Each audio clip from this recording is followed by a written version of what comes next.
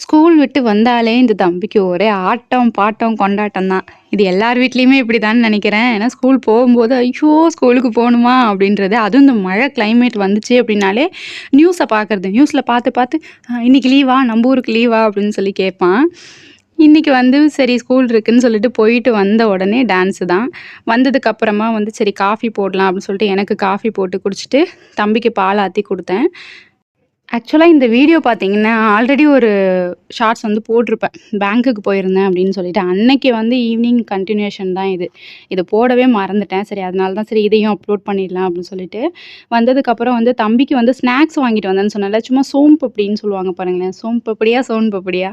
அது சும்மா தம்பிக்கு பிடிக்கும் அப்படிங்கிறனால வாங்குனேன். மோஸ்ட்லி நெறையாலாம் ஸ்நாக்ஸ் வாங்கி குடுக்கறது கிடையாது.